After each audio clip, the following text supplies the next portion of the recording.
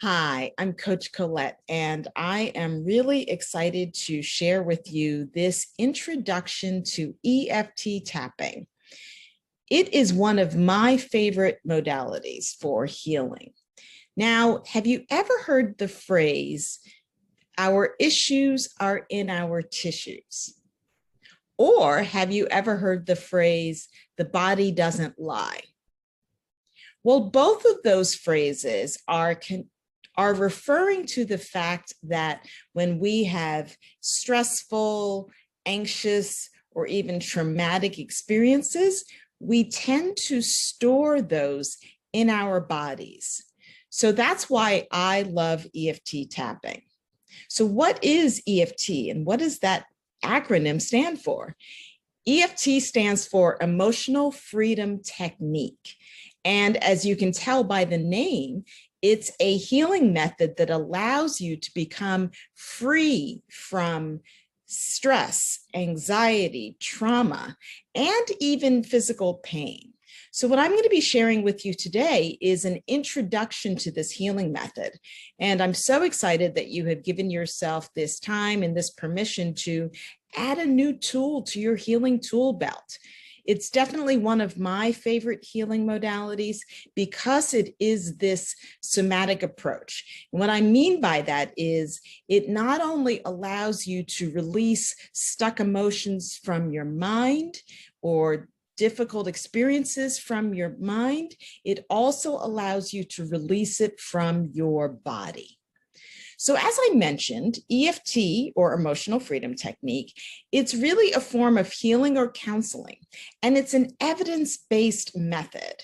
So for those of you science nerds out there, you can know that it is evidence-based. It's been used with PTSD victims, and many studies have been shown to prove that EFT tapping can be even more effective than cognitive behavioral therapy to help release stress and anxiety.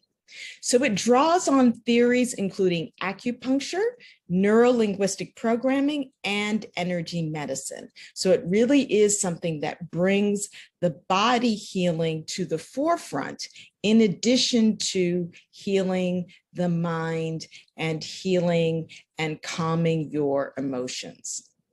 So if you have had acupuncture, you may be familiar with the fact that the acupuncturist will insert needles in certain points of your body to help release stuck emotions, feelings, and or pain. So EFT relies on this theory and similar meridians. The difference is that you are using your fingertips. So you are literally tapping on points as you voice your emotions. So that means it's non-invasive. And here's a fun fact. You can even tap on fear of needles. So if you'd like to go to acupuncture, you can use tapping to get yourself more relaxed and grounded to be able to get over that anxiety. But all kidding aside, EFT is a very powerful healing method. And what I want to share with you is what are some of the primary tapping points that you can use to, again, achieve this sense of greater relaxation, greater calm, greater relief. So the tapping points are primarily on the head and upper body. Those are the ones that I'm going to focus on now. And so the first point to bring to your attention is what's called the eyebrow point. And so the eyebrow point, if you imagine that you are tapping at the start of where the hairs of your eyebrows are on your face. And with tapping, you can tap with either hand, so either your left hand or your right hand, or sometimes you can tap with both hands. So the eyebrow point, so you are tapping with either your first and second fingers or your second and third fingers. That's what feels comfortable for me. And that is the eyebrow point.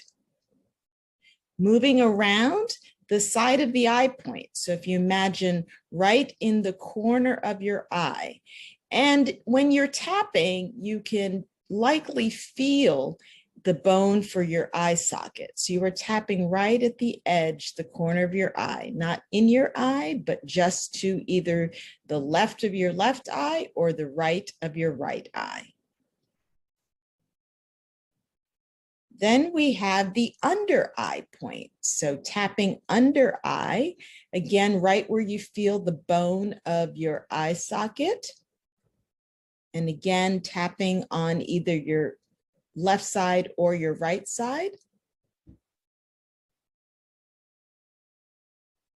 Then we have under the nose. So literally tapping right above your upper lip in the middle. That's the under nose point.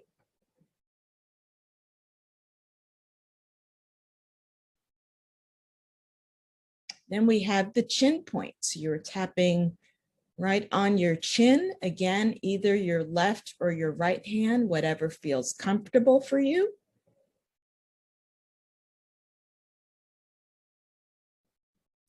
Then we have the collarbone point. So you can imagine there's that knob right under your throat.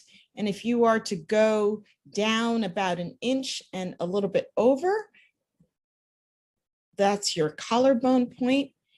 And for the collarbone point, I tend to tap with both hands. So tapping on both collarbone points.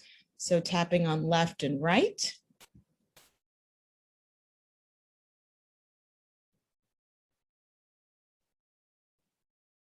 Then we have under the arm. So under the arm,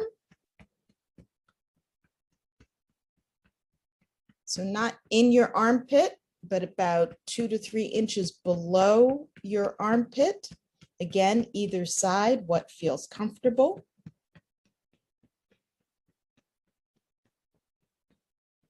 And then you've got the top of your head. So again, tapping in the middle, the top of your head with either your left hand or your right hand. And there you have it. You have learned the basic tapping points. So hopefully even just that stimulation makes you feel good even before we start tapping on a particular issue. So now that you know the main tapping points, I want to share with you a bit more about how the process works. So we tend to start with what we call the check-in. So the check-in is the opportunity for you to really tap into the feeling, the emotion, the experience, whatever it is that you would like to receive healing in or relief about, or to get some release on. And it's really a very simple process. You basically ask yourself, how am I doing? Or what is coming up for me? Or what am I feeling right now?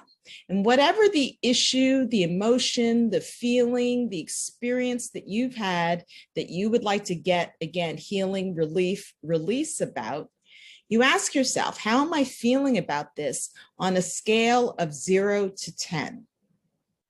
Now, when you think of this scale, 0 would mean that you have little to no charge, no feeling, no emotion, no impact from this experience, to 10 being this is overwhelming, it's intense, I feel it dramatically. And again, you can think about that from the emotional standpoint, or you can use this also for physical pain. So if you have an ache in your shoulder, you've got a pain in your stomach, you've got a pain in your neck, what's the intensity of that pain on a scale of 0 to 10? Or if you're feeling stressed out or anxious, what is the feeling of that stress and anxiety on a scale of 0 to 10? And you just allow whatever number feeling comes up for you. Don't second guess it. You don't have to judge it. Typically, when I'm working with clients, I find that you can ask yourself, they ask themselves this question, and a number comes to mind. So think about it. What is something that you might like to get some release on? How are you feeling? How intense is that feeling on a scale of 0 to 10? And you make a note of that number, because after rounds of tapping, what we do is we come back and ask that same question again.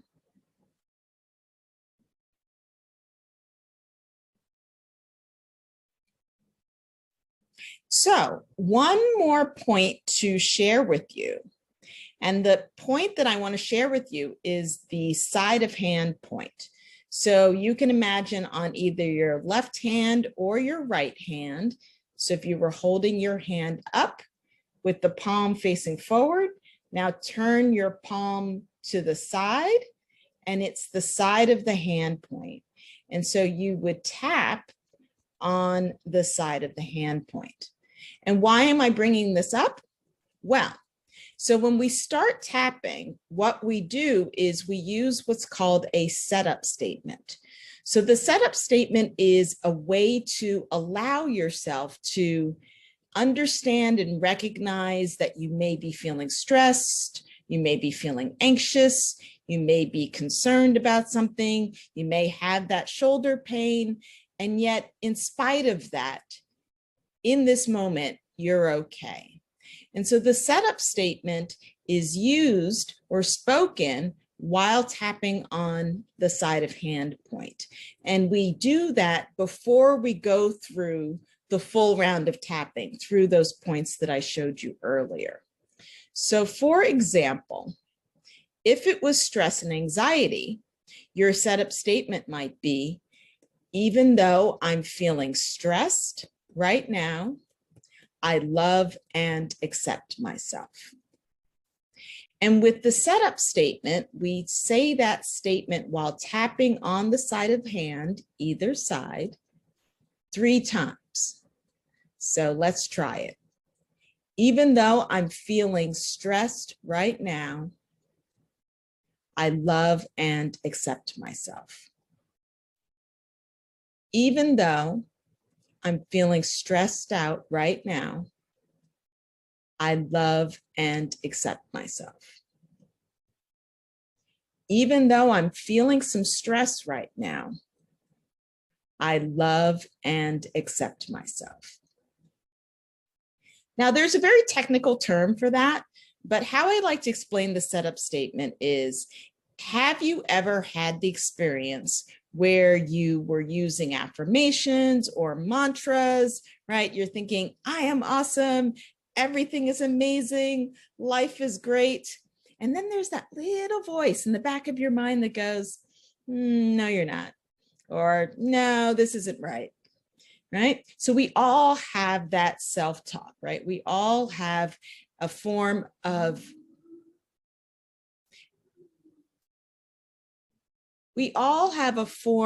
negative self-talk. And what the setup statement does, it allows that negative self-talk to recede or to fall away. For the science nerds out there, it's called psychological reversal. So you can Google that term if you'd like. But the setup statement allows you to acknowledge that, yes, I have this stressful moment right now, or yes, I'm in a state of pain right now, but I can love and accept myself.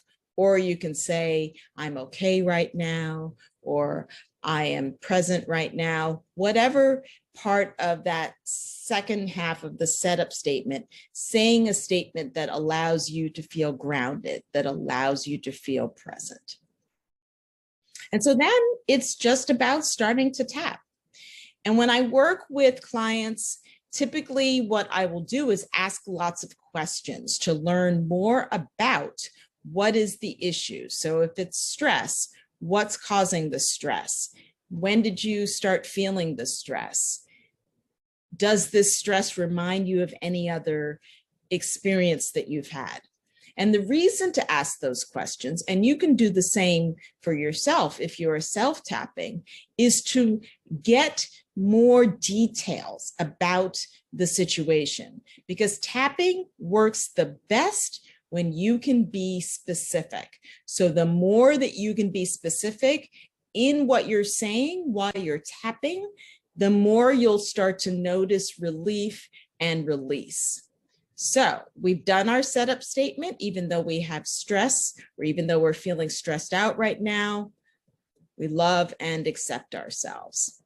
So the next part would be to go through tapping. So saying things like, I'm feeling stressed right now, eyebrow point. Side of the eye. It's been a difficult time for me.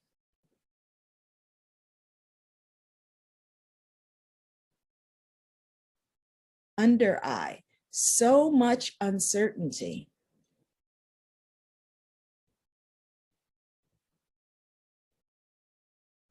Under nose. I'm not quite sure what's going to happen next.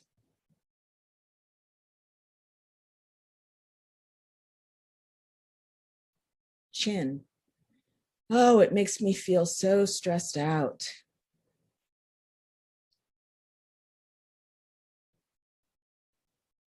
Collarbone.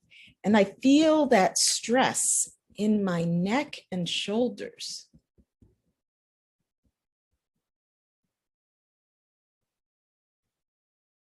Underarm. It's such a stressful time for me right now.